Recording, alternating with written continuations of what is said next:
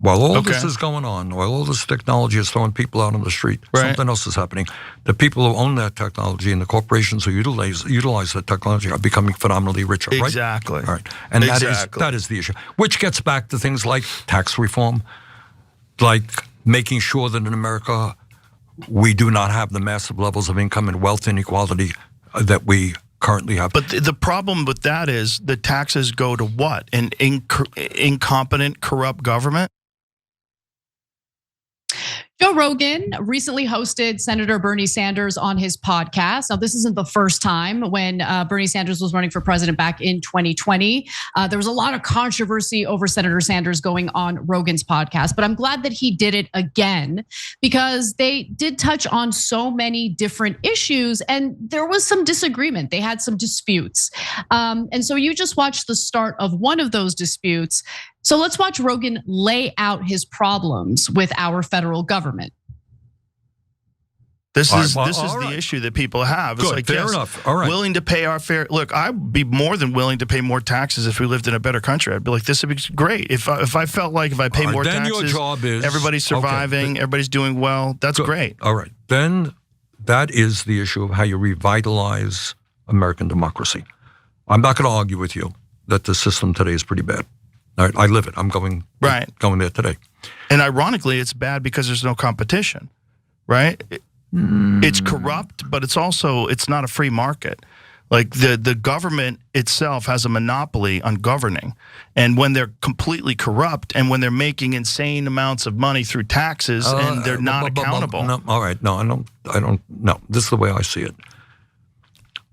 But by the way, I'm not advocating for making it privatized, making all of government privatized. I'm just talking about the realities of corruption. So I think that Rogan is actually trying to make a pretty legitimate point that I'm sympathetic to. I don't think he articulated it well there, to be quite honest, like especially when you're talking about the monopoly of governance by our government. I mean, I don't know what that's about, but I do want to just quickly address his issue with how taxpayer money is spent. Because, I mean, I brought this up during the 2024 presidential election, Cenk, when we were talking about, whether Trump was gonna further cut taxes on the rich or extend the tax cuts, all of that. And while on one hand, I do find it grossly unfair that working class Americans pay a higher percentage of their income toward federal taxes compared to the wealthy, I also have a big issue with the fact that tax revenue is usually spent poorly or it's spent on things that don't benefit the American people. I too have a problem with trusting the government right now.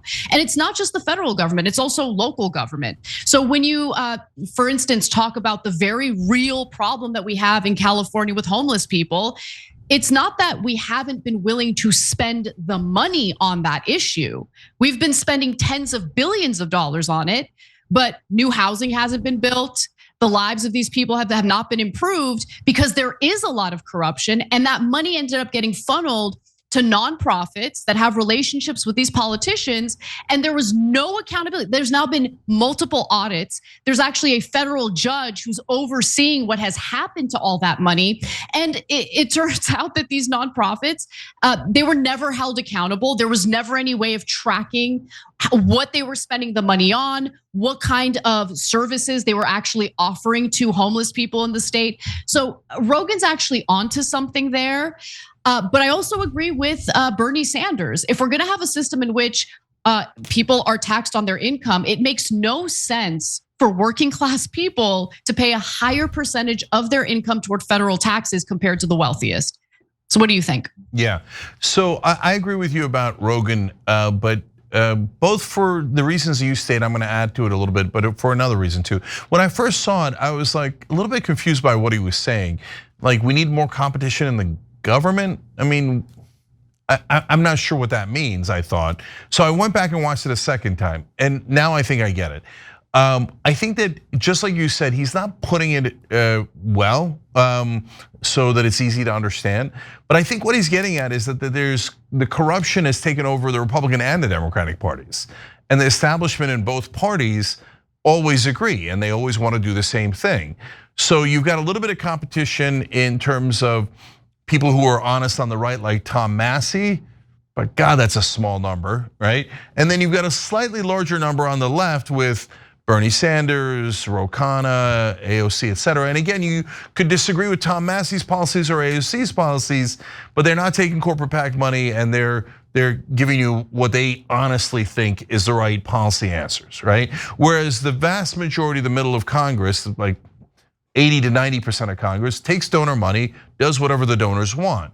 So I wish that both Bernie and Rogan would focus on that and that all the, what they call the brosphere and stuff like that, realizes the very, very heart of the problem is money in politics. Because as long as you could purchase a politician, smart people will purchase politicians because they put in $1, they get back $100, $1,000. It happens all the time. I'll give you an example in a minute. And the politicians will always take the money. They're not the best of us, they're the worst of us. And so they're the ones who raise their hand and go, I'll be corrupt. Oh, you're gonna give me money, drug companies? I'll serve the drug companies. AIPAC, I'll serve Israel. It doesn't matter. For every single thing, I mean, even big sugar, just like the sugar industry, is very powerful in Congress. Everybody's getting bought. That's the number one problem. I think that's where Rogan was heading in that comment about how there's no competition and there's tremendous corruption inside Congress. So look, here's one of dozens of examples I can give you. I had Rogan on the show yesterday. You can check it out on YouTube, on the Young Turks channel, obviously. And he talked about cutting $12 trillion from the budget. It's a real plan. The math adds up. And it doesn't take from the average guy at all. So how does he do that? Well, he located, there's a big range of oil and gas subsidies, but he found a specific $17 billion. And these subsidies, some of them have been going on for 100 years. And they don't need them at all. They're one of the most profitable industries in the world. And the average person has to take money out of their paycheck and give it to ExxonMobil and Chevron and all these companies.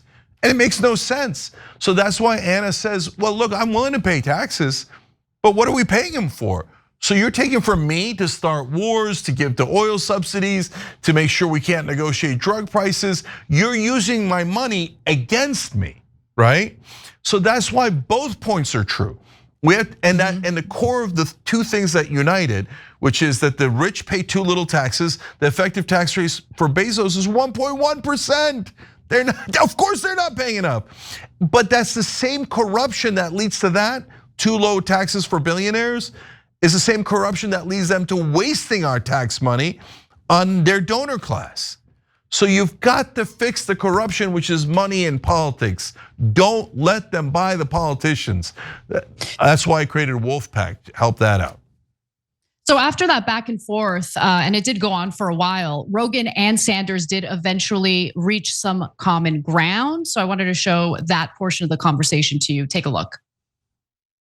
So let's talk about what we mean by corruption. I do not believe, by the way, because I know these guys, some of them are corrupt. Okay, let's say incompetent and waste. Okay. All right, let's we can take fraud out of the equation and just talk about incompetency and waste. Is there waste? You got it. All right, but let me back it up again. Okay. The corruption is, in my view, that government is very far removed from the needs of ordinary people because it is largely controlled by billionaires in both political parties who have their agenda. Yes.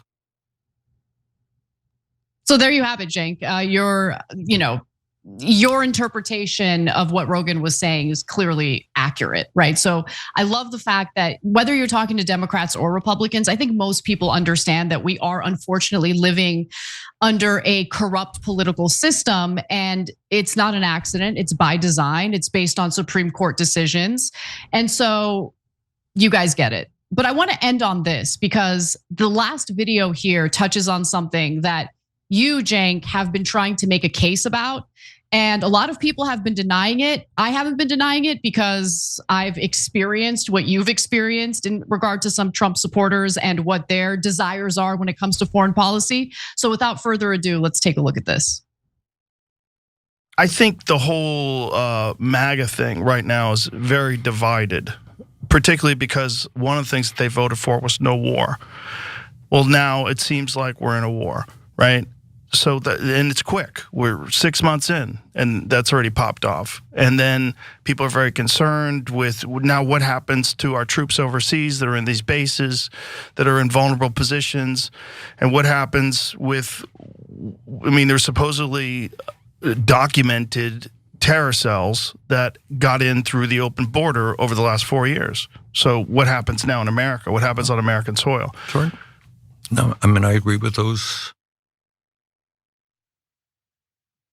I mean, I don't know why people want to deny it, but there's definitely a portion of Trump voters who are vocal in not wanting to go to war in the Middle East. It's just a fact. And I think that the pushback that these people have engaged in might have persuaded Trump against engaging in a regime change war in Iran. He was flirting with it, and then all of a sudden he completely backs off the idea.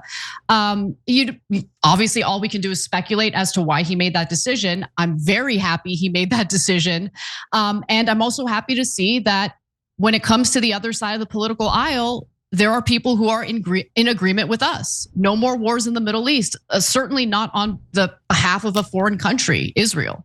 Yeah. So look, there's two people involved here.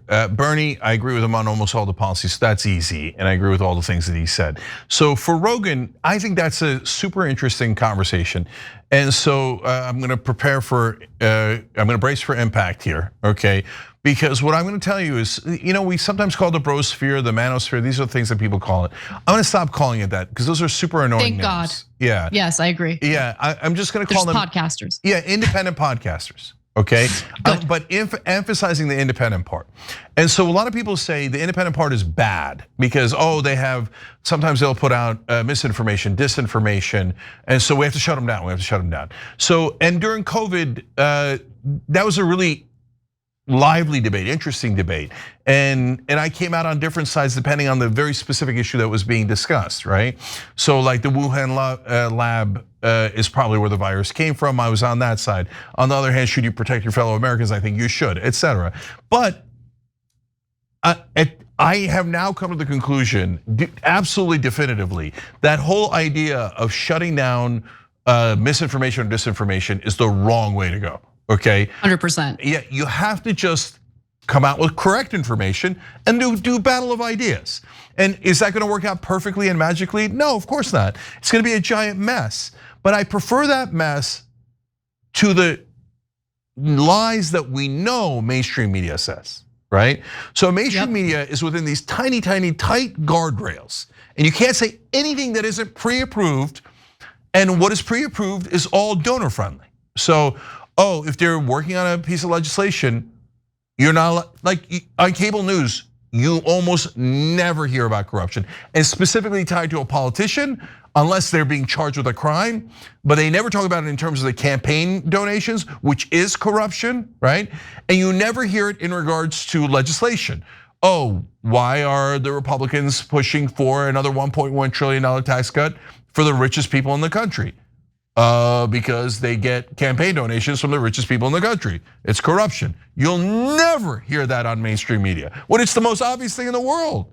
So Rogan talks about corruption. A lot of the independent podcasters talk about corruption. They say some things I definitely don't agree with, and some things I do agree with. And so, do I prefer that than the prison of mainstream media? Absolutely. So, I know a lot of people disagree with me, like Chris Cuomo just yesterday had this rant that we covered on the show earlier. And in the midst of that rant, he talked about these bro podcasters and they're all pro-Trump. And as soon as Trump goes away, they're all gonna go away. No, they're not. They're not gonna go away. You're crazy. They have these giant audiences. They're not going anywhere. And pro-Trump, yeah, they were in favor of Trump over Kamala Harris, but Joe Rogan did endorse Bernie in 2016. Like mainstream media does projection. So they think, if I'm biased, I assume that the podcaster is biased. And by the way, they have perspectives. So it depends on what you call bias. So does Rogan and Theo Von and Tim Dillon, all these guys, do they have a perspective? Yes, but they don't lie about their perspective. And they say, yeah, I'm on this side and I'm on the other side. And that I prefer that honesty 1,000-fold than the lies on mainstream media. And by the way, it's an interesting range of people that criticize the independent podcasters, because when I was debating Kyle Kalinske the other day, he put Rogan in the same camp as like fascist MAGA. I don't want to quote him wrong. You could see the debate yourself. It's up on tyt.com/press. But he put Rogan in that crazy right-wing category, and I'm like, no, he has a lot of right-wing opinions that drive me crazy. But he's not. But he is against corruption. You just saw him say he was against war. He came out against the extreme immigration policies where ICE is snatching up people off the streets in the middle of the country. So what do you need him to say before you stop telling everybody that he's parroting everything Trump wants and that he's hardcore MAGA? It's just not true. It's just not even close to true. So if you want to hate him, no problem, okay? And if you say, hey, some of his right-wing opinions bother me so much that I don't like him overall, no problem. But to say that he's agreeing with everything Trump is saying is just factually incorrect, not even close to true, right? So yes, I do prefer the independent broadcasters to mainstream media.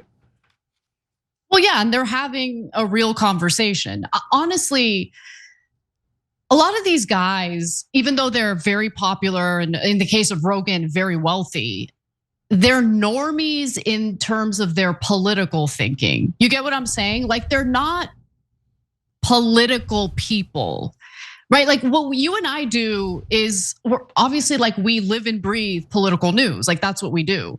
Rogan's not a political guy. He just happens to comment on politics in the way you would hear normies comment on politics. And I think that kind of gives you some interesting insight, and honestly kind of checks me sometimes, because we all kind of project our own life experiences onto other people and just assume others know what we know or think the way we think. In reality, most people don't live and breathe political news, right? So how do normal people think about these issues that are impacting the country today? And I like the free flow of that type of conversation. And you're absolutely correct. When you try to ban political speech or any speech, all it does is it makes that political speech super naughty and more appealing to people. You get what I'm saying? Like, yeah. People are gonna wanna pay more attention to it. So defeating bad information with accurate or good information, I think, is the way to go, or more information. So last thing is that Rogan the other day did a segment where he said, look, what people voted for was making sure people don't come across the border and taking out the undocumented immigrants who were actually convicted criminals. He's like, that's very popular. They didn't vote for you to go into the middle of the country and grab people that have been living here 10 years, 20 years and separate them from their kids. That's like terrorizing, and nobody wants that. Now, hardcore MAGA would disagree with Rogan there. They'd be like, no, I do want to terrorize them. And I see it all the time in social media, right? But he's right about the majority of even Trump voters, let alone all of the Democratic voters, right? So to your point, Anna, that's how an normie or a normal person thinks. And you could say, hey, look, but I have interesting data about border crossings or asylum hearings, and here's where I disagree with him in part, and nothing wrong with that. But yeah, that like he's not being hardcore MAGA, and he's definitely not being hardcore left. And if you think that it's weird that someone has the same positions as honestly a majority of the country, you might be in a bubble. Like, it's not an accident that Rogan's the top podcaster, because a lot of his opinions roughly do match the country's, even the ones we disagree with. So not all of them, but a lot of them do. So then you have to grapple with that, and you have to figure out, okay, if a majority is on that side, let's figure out how to change their minds. Instead of going, that's it, I hate Rogan, he doesn't agree with me 100%, so that means he's MAGA, or that means he's left, or that means whatever. No, it doesn't mean anything. It means make your best case, convince him, convince other podcasters, and most importantly, convince the audience and the voters. Make your case. Yeah, and I just don't think any of these labels really make sense anymore. And look, I used to partake in this type of content, and I'm like embarrassed by it now because I find it so boring, because who cares? Like, the content where you're trying to decipher what someone's political label is, who cares? Like, Honestly, who cares? What are they saying? What are they advocating for? They might advocate for something that you're totally in favor of one day, and then they have a different position on a completely different issue. That is a more interesting conversation than, oh, is Rogan actually a right winger? Is he actually a secret left winger? Who cares? The conversations about the issues, in my opinion, far more interesting. Dig into that. And yeah, there's a ton of things that Rogan believes and a ton of things that he's said on his show that I disagree with. But he also says a lot of things I agree with, including his willingness to condemn the ICE raids. It's wonderful that he does that. And by the way, he was really good on pushing back against Trump's immigration policies during his first term as well, and got a ton of heat from his audience as a result of that. So my feelings about Rogan are mixed, but at the end of the day, he's his own person and he's entitled to his own opinions. Yeah, super last thing. Guys, isn't it the most normal thing in the world that he has different opinions than us? Is he supposed to have the same exact opinions? And are we supposed to hate everyone that doesn't have the same exact opinions as us? Or are we supposed to engage with them and try to convince them and have conversations with them? If you say no, just hate them, never talk to them, that's super weird to me. So, but to each his own. Yeah. Every time you ring the bell below, an angel gets his wings. Totally not true, but it does keep you updated on our live shows.